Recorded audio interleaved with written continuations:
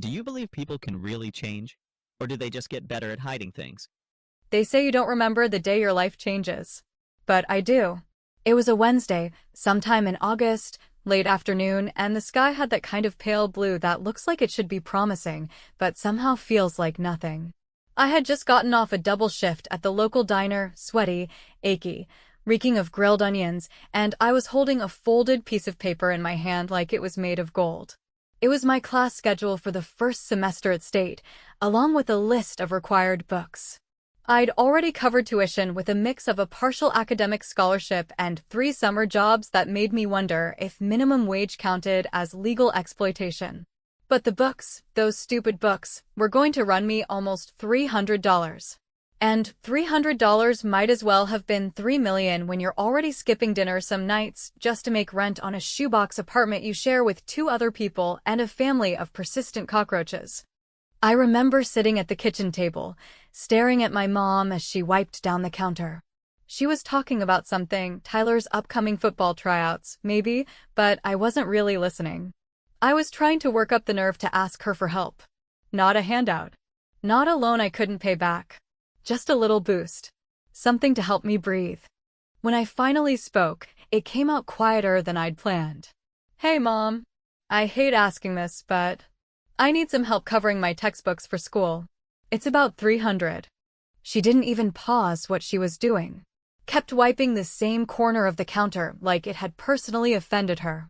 Then she looked at me, not in the eyes, but somewhere over my left shoulder, and said with this tone that made my stomach twist, "Rachel, we've done enough. You're on your own now. You're 18. You wanted to do this college thing your way, remember?" It hit me like a slap, and not because I was surprised. Honestly, part of me had expected it. But it still bruised something I hadn't realized was so raw. I opened my mouth, then closed it. What could I say? That I wasn't asking for a mansion or a vacation or some designer crap off a TikTok ad. That I'd been waking up at 5 in the morning to wash other people's dishes just so I could sit in a classroom and try to make something of myself? So I didn't argue. Didn't cry. Just nodded, folded my schedule back up, and stood there for a second longer than I probably should have, waiting for something, pity, pride, guilt, maybe even regret, to flicker across her face. But all I got was a shrug. I went to bed hungry that night, staring at the ceiling of my room, still painted pale yellow from when it was a nursery, with stickers of cartoon stars peeling off the walls. My little brother, Tyler, was blasting music from across the hall, some garbage with auto-tune and heavy bass, the kind of stuff he played like it was a personality trait. He was 17, still in high school, with a barely passing GPA and an ego the size of Texas. But he was the golden child. The miracle boy. The one Mom always said had potential.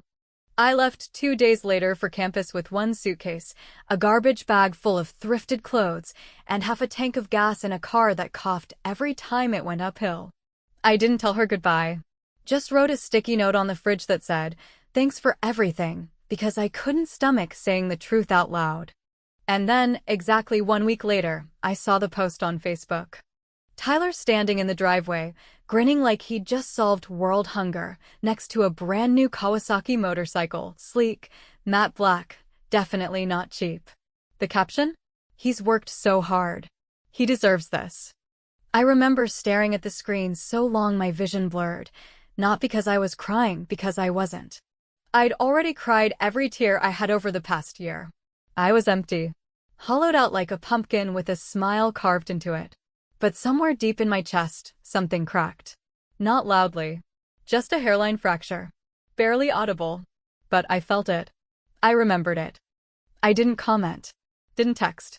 Didn't pick up when Mom called the next week, probably to tell me how ungrateful I was for not liking her post. Instead, I printed out the picture. Just a small copy, black and white, and taped it inside my cheap composition notebook. Not as motivation, not as a symbol, but as a receipt. A record. Proof that I hadn't imagined the imbalance, that I hadn't dreamed the unfairness. Proof that when I asked for help to better myself, I was told I was on my own, and a week later, someone else was handed a prize for existing. There are things you never say out loud because you're scared it'll make you bitter. You don't want to be the angry daughter, the jealous sister, the overdramatic woman. But I'm telling you this now years later, because if I don't, then I've let them win twice. And I didn't crawl through hell just to come back quiet. You see, that day, I made a choice. Not the kind you announce. Not the dramatic, fiery, shout it from the rooftop kind of decision. Just a quiet, internal shift. I decided I would remember. I would never ask again. And one day, I would show them exactly what being on my own had turned me into. But I wasn't going to do it with yelling. Or tears. Or petty revenge. No, I was going to do it on a stage, under lights, with my name printed in gold foil, in a room they never imagined I could walk into. And I'd let them sit there, listening, as I thanked everyone who believed in me, without ever mentioning their names. There's a kind of silence that doesn't mean peace, but something closer to erasure. It's the sound that settles in the corners of small dorm rooms at 2 in the morning when your roommate is passed out, the heat's not working, and you've just realized you don't have enough money for both the laundry machine and the dollar store shampoo you ran out of last week. That was my soundtrack during freshman year. The hum of a broken mini-fridge, the occasional slamming door down the hallway, and the quiet, unspoken reminder that I had no safety net, no one to call, no backup plan if the bottom fell out. It was a silence I learned to live with, even when it felt like it was trying to smother me in my sleep. The first few weeks were the worst. Not because of the coursework, I could handle late-night reading marathons and 30-page essays, but because of the way everyone else seemed to move through campus like they belonged there, like they had people behind them holding the weight of the world back while they floated forward. I saw girls getting care packages stuffed with candy and notes from home, guys picking up the latest MacBooks from their parents on weekend visits, groups planning beach getaways for fall break like a trip to the Bahamas was as routine as brushing their teeth. And there I was, checking my bank app 3 times a day like the balance might magically increase if I stared hard enough, budgeting down to the nickel, and living off the free packets of spaghetti sauce I swiped from the dining hall. There was a week in October, midterms week, actually, when I didn't eat a real meal for 5 straight days. I'd used up my campus meal points by mistake, didn't realize until I got to the register with a sad-looking salad, and had to pretend I'd forgotten my card because the girl behind the counter looked like the type who'd post about people like me on Snapchat for laughs. That night, I stole a dozen ketchup packets, a few saltines, and 2 tiny creamers from the student lounge and called it dinner. I drank hot water from the Keurig machine and convinced myself it was soup. And maybe the most pathetic part? I didn't feel ashamed. I felt numb. Like I'd stepped outside of myself and was watching some other girl go through it, some girl who had chosen this and now had to live with it. What made it harder, what made it almost unbearable, was that I wasn't failing. I was doing well. Somehow, despite the hunger, the exhaustion, the grinding weight of trying to hold my life together with nothing but duct tape and caffeine, I was still turning in papers early, leading group projects, impressing professors. I was, by all measures, thriving. But no one saw the cost. No one knew that after every perfect grade came a migraine, that behind every smile was a mouthful of lies about how things at home are fine. And then came the post. The one that really set my teeth on edge. It was late at night, sometime around 2 in the morning, and I couldn't sleep because the radiator was making this ticking noise that felt personal. I pulled out my phone, scrolled through the feed out of habit, and there it was, Tyler again, grinning like a damn celebrity, standing next to a new motorcycle. Not the one from last month. A new one. Different model. Flashier. Probably louder. The caption from Mom was a dagger dressed in ribbon. So proud of Tyler. He works hard, and he deserves nice things. Love spoiling my boy. That word, deserves, rattled around in my skull like a marble in a jar. What exactly had he done to deserve anything? He wasn't on honor roll. He wasn't working. He wasn't even graduating on time, according to what I'd heard from my aunt, who had a habit of oversharing when she was drinking. But here he was, treated like a war hero, while I was boiling instant rice in a hot pot I wasn't technically allowed to have and using socks as pot holders because I couldn't afford both real food and real kitchen supplies. I remember staring at that picture until the light from my phone blurred into white. I could have texted her. Could have called. Could have demanded to know how she could sleep at night. But I didn't. I just closed the app, set the phone face down on the desk, and sat there for a long time, staring at the wall like maybe it would offer some kind of answer.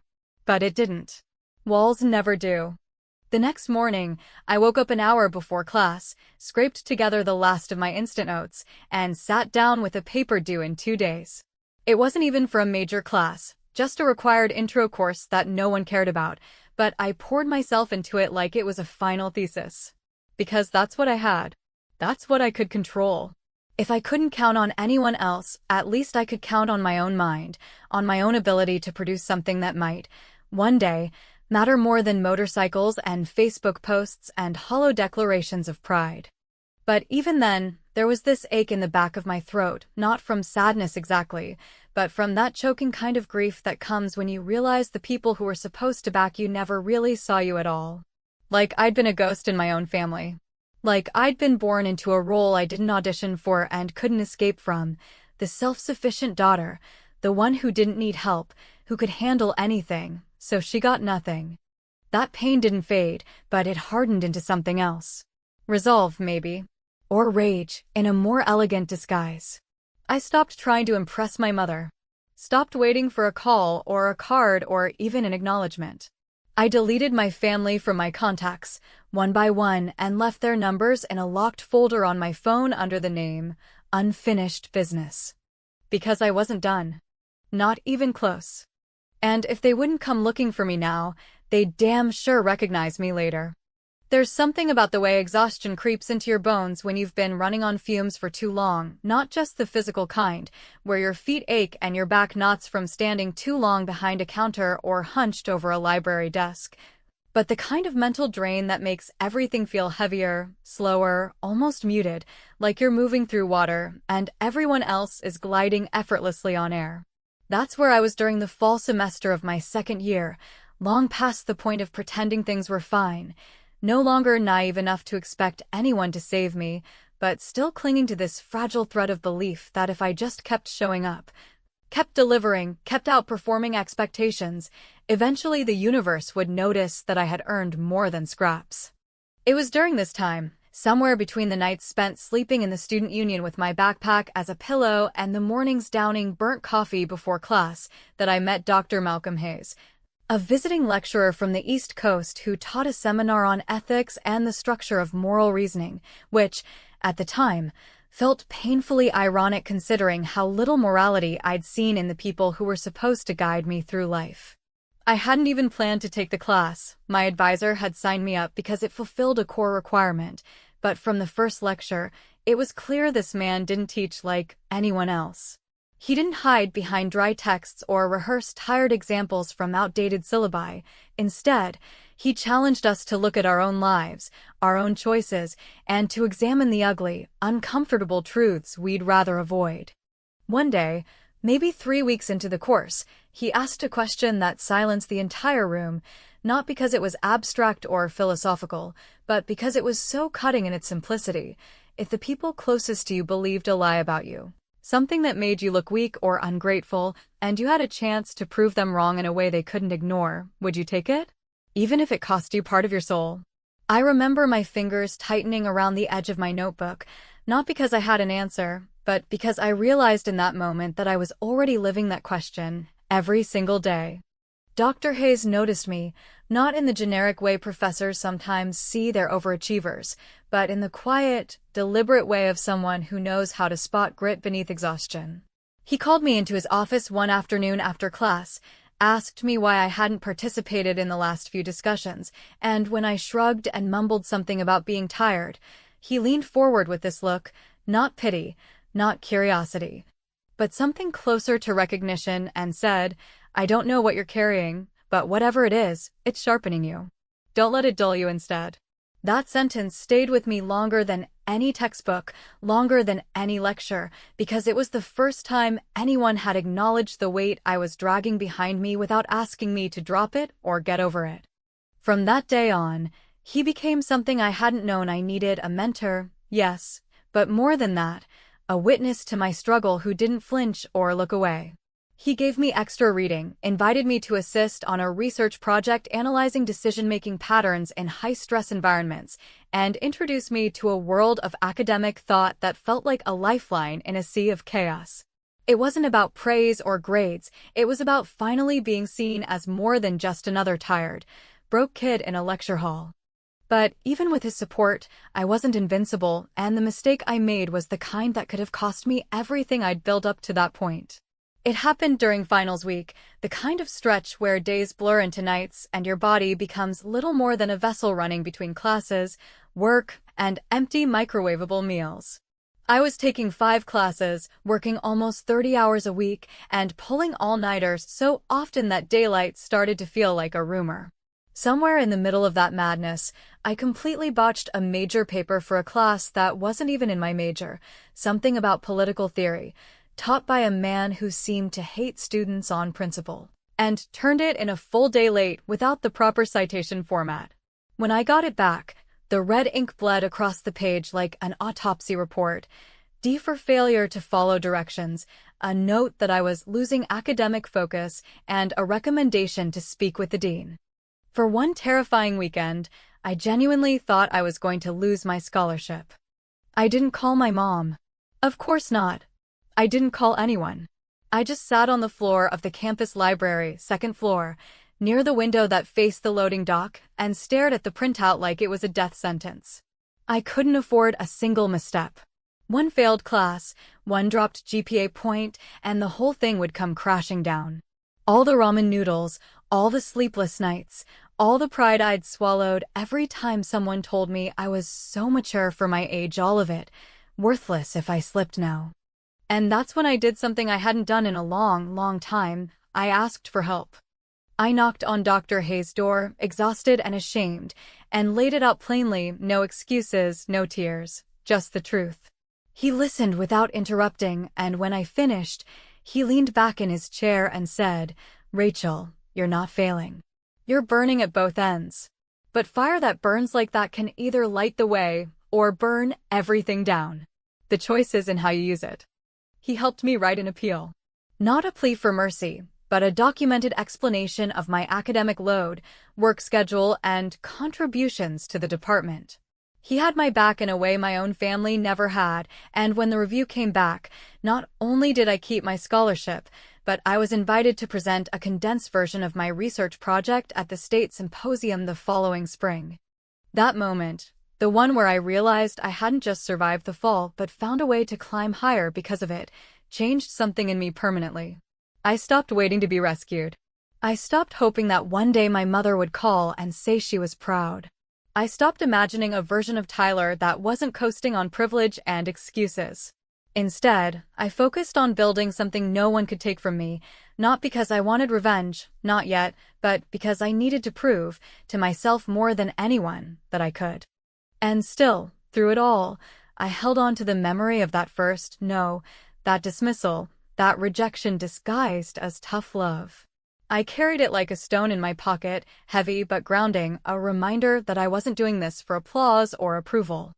I was doing it so that when the day came, and it would come, when they were forced to sit in a room and see me for who I had become, they'd realize they hadn't built me. They'd abandoned me. And I had built myself. There are moments in life that arrive not with thunder or warning or the dramatic buildup that television dramas make you expect, but with a kind of flat, casual cruelty. As if the universe is so used to hurting you that it doesn't even bother dressing up the pain anymore. That's how it was when I got the call. It wasn't my mother's voice on the other end, not even Tyler's. It was my Aunt Marla, who never called unless someone was either dead, dying, or drunk and in jail, and the second I heard the hitch in her voice, the performative concern tinged with just enough gossip to make it clear she wasn't as upset as she was intrigued, I knew that this call was going to scrape open a wound I had carefully stitched shut. She told me Tyler had been arrested for DUI the night before, said the cops had found him passed out behind the wheel at a stoplight with the engine running, reeking of whiskey and entitlement, and that he'd nearly sideswiped another car before veering into a parking lot where he blacked out against the steering wheel. No one was hurt, she said, as if that made it fine. Just a dumb mistake. Just a little trouble. Just Tyler, going through something. The words were syrupy and slow, and I could hear my mother's voice in the background, frantic, high-pitched, telling someone, probably the officer, that he's a good kid and this isn't who he is. I didn't speak. I didn't ask questions. I just stared at the crack in the ceiling of my rented apartment and felt something heavy and familiar curl around my chest, not pity, not grief, but that same old bitterness that had never truly left, only gone quiet long enough to give me space to function. I hadn't been home in over 2 years. Not since I packed my car and drove away without looking back, not since the second motorcycle incident, not since I stopped pretending that love without support could be enough. But when Aunt Marla, with her expertly guilt-laced tone, said, "I think your mom could use you right now," I found myself nodding before my brain had time to intervene. I told my supervisor I needed 3 days. I didn't explain. I packed a small overnight bag. I told myself it was closure, not capitulation. I told myself I was going for me, not for them. I told myself a lot of things. The house looked the same, though smaller somehow, more faded, as though the years had worn down not just the walls, but the very idea of home. The grass was patchy. The porch light flickered when I rang the bell. And when my mother opened the door, she didn't say hello. She just stared at me for a second too long, her face a mess of relief and discomfort, like she wasn't sure whether to hug me or ask why I'd stayed away so long. In the end, she didn't do either. She just stepped aside and said, "He's upstairs." Tyler's door was half open, and through the crack I saw him sprawled across the bed, one arm hanging off the side, a bowl of half-eaten cereal on the nightstand, and an untouched bottle of orange Gatorade beside it, like hydration could undo recklessness. He didn't look like someone in crisis. He looked like someone who'd made a mess and was waiting for someone else to clean it up. I didn't go in. I didn't speak. I just stood there, invisible again, a supporting character in a family drama that never had space for my lines. Downstairs, dinner was awkward. The table was still the same chipped oak from my childhood, still covered with the same vinyl placemats with faded fruit designs. My mother served overcooked meatloaf and canned green beans like it was a Sunday ritual we'd never abandoned, and when she finally looked up from her plate and said, "So, what are you even doing these days?" I almost laughed. Almost. But I didn't. I set down my fork and replied, finishing my research. "I'm speaking at the university gala next month." Her expression faltered, just for a moment. A flicker of something, surprise, confusion, maybe even embarrassment, passed across her face before she masked it with a tight smile and a vague, "That's nice." There was no follow-up question. No curiosity about what I was researching. No praise. No pride. Just silence, broken only by the scraping of Tyler's spoon against his plate and the faint hum of the refrigerator motor behind us. That dinner lasted less than 20 minutes. I'd driven 4 hours for less than 20 minutes of awkward chewing and the realization that nothing had changed and nothing ever would. That night, I slept in the guest room, the one that used to be mine, though it no longer resembled anything I'd once called my own. The posters were gone. The bookshelves empty. The bed was too soft. The air too still. I lay there staring at the ceiling, wondering what I had expected, what I had hoped to find in the ruins of a house I no longer belonged to. In the silence, my mind drifted to the email I'd received 2 days before, confirmation that I would be the keynote speaker at the university's prestigious research gala, that I would be introduced as the honored guest, that my work had been selected as a national finalist in a category reserved almost exclusively for postgrad scholars. I hadn't told anyone. Not Dr. Hayes. Not my roommate. Not even the professor who nominated me. Because for all the progress I'd made, for all the awards and the rising respect, a part of me still craved the reaction of the people who'd never cared to see what I was building. The next morning, before I left, my mother handed me a Tupperware container of leftovers, as if that act could substitute for years of absence. I took it, not because I wanted it, but because refusing it felt too confrontational, too final. She walked me to the door and stood there awkwardly, waiting for some closing remark, but I had none to give. So I said, "Take care of him," and she nodded, her eyes searching mine for something I didn't let her find. As I drove away, the house disappeared behind me without ceremony. No wave from the porch. No lingering glance in the rearview. Just distance growing between us, both literal and symbolic, a slow but deliberate undoing of ties that had never held me safely to begin with. Back in my apartment that night, I opened my laptop, stared at the email again, and clicked the RSVP link confirming my attendance. The gala was in 3 weeks. Families were invited. The program would be printed with names, titles, affiliations. There would be a stage, a spotlight, a room full of people who respected me for my work, not my willingness to disappear. And for the first time in a long time, I let myself imagine what it would feel like to walk into that room, see my name in bold, hear my story told not as an afterthought but as a triumph, and then watch the faces of the people who had once looked right through me. Because I wasn't just going to show up. I was going to own the damn room. There is a distinct kind of silence that precedes a moment you've rehearsed for in your head 100 different ways, but never truly believed would come to pass, not the kind of silence that brings peace, but the kind that tightens your chest and makes the air feel too thin. The kind that vibrates just beneath your skin because it's heavy with expectation, loaded with memory, and stretched so tight it feels like it might split. That was the silence I walked into on the night of the university gala, a silence carved out of ambition, resentment, and something dangerously close to vindication, a silence that hummed with the weight of what was about to happen, because even though I had planned, prepared, and polished my speech to the point of obsession, the one variable I couldn't quite predict was how it would feel to see my mother and brother sitting in the back of that grand ballroom, blinking beneath the glow of chandeliers they didn't belong under, staring at a stage they never believed I'd stand on. The building itself was opulent in the kind of way that made you straighten your posture without thinking, the entrance lined with marble, the doors framed by golden trim that caught the soft amber lighting overhead, and the floor so polished it reflected each cautious footstep like a mirror, as though demanding you acknowledge every move you made. I arrived early, not because I was nervous, but because I needed to see the space empty first, needed to know what it looked like before it filled with strangers who would applaud without knowing the real cost of what they were clapping for.